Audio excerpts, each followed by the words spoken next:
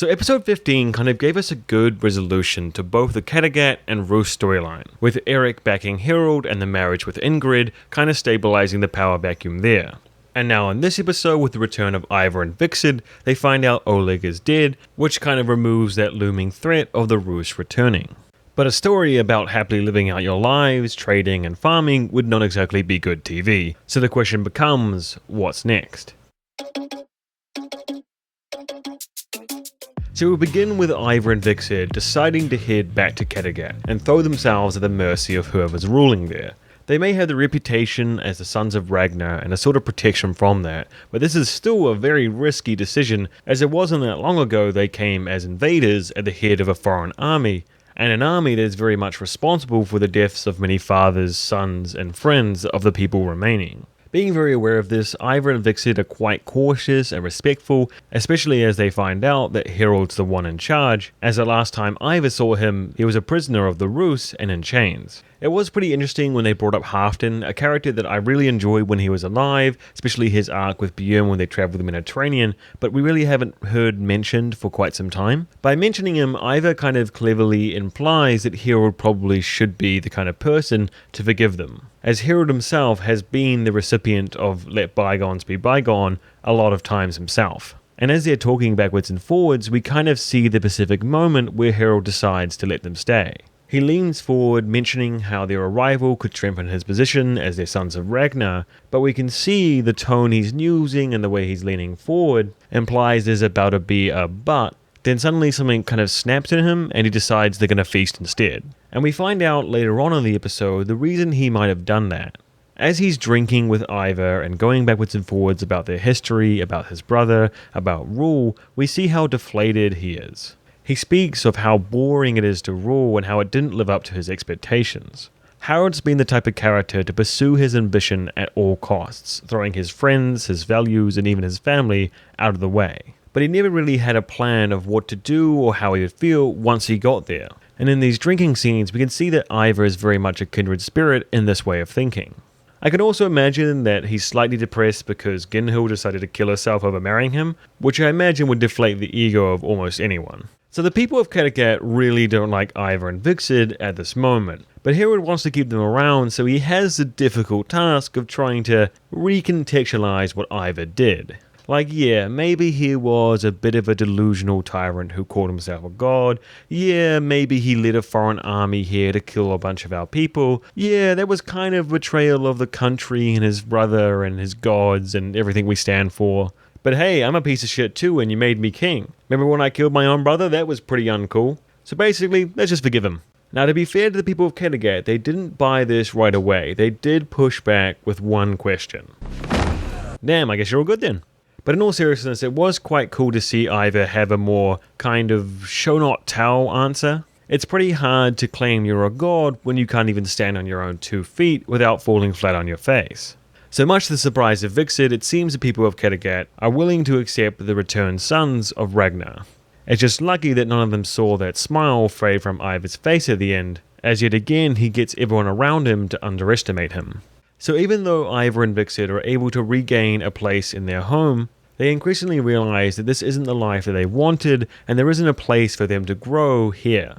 As Ingrid points out, these ambitious people all being in the same space with nothing really to do will force them to end up fighting each other. For Ivar, this is a new feeling and something he's really struggling with, and Hvitserk's just kind of sitting there like, bro, I've been doing this for seasons. So this episode we see the return of the seer yet again, but this time to help out Ivar with his conundrum.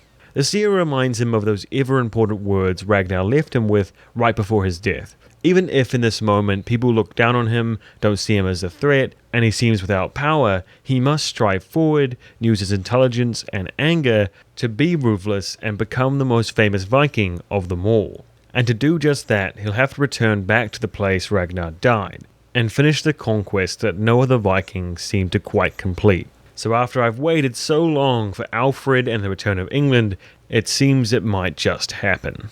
One of my favourite moments of the whole episode is this scene where Ivar's looking around the town and noticing a bunch of behaviour he considers quite distasteful. The stability of Kattegat and the trading position it has made them kind of stagnant. People spend their days drinking and eating and gambling, and when people can't survive or make ends meet, They're forced to sell away their arm rings, their honor. And to Ivar, someone who deeply buys into the idea of the powerful, honorable Viking, this behavior infuriates and angers him. He believes it's better to fight and take what you need to survive, and if you die in the process, so be it. You go to Valhalla, you drink with the gods, and your life and legacy go on. Even if you aren't in need, even if you are rich, it's better to live a life of honor and glory, cutting down Saxons and destroying the Christian faith, than just wasting away with a life of comfort. So with Harald feeling like he's not satisfied, that his life has more purpose to it, and that ruling is kind of boring, he signs on to Ivar's idea and whips his people up in a frenzy to go back to England and defeat Wessex once and for all.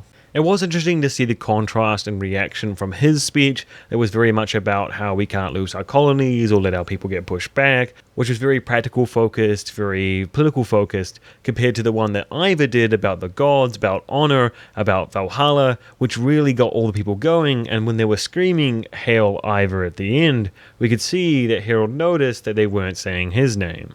So even though they have this common cause and this new ambition, I still wouldn't be that surprised if they end up at each other's throats. Much to my surprise this episode, the scene I really connected with the most was Hvitserk going up to see Björn's grave. In his eyes, he sees Björn as this perfect Viking, the true embodiment of what a son of Ragnar is supposed to be. And when he compares his own life and legacy, it seems to fall so short.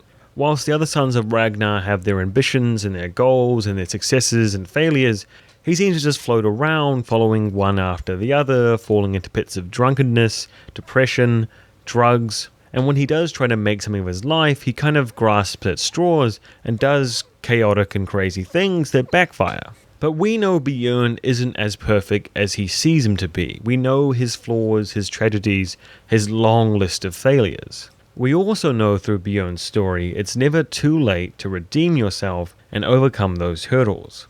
And I hope this season will give him an opportunity to do just that. Oh, and then after that, he has sex with the god and cries in the rain.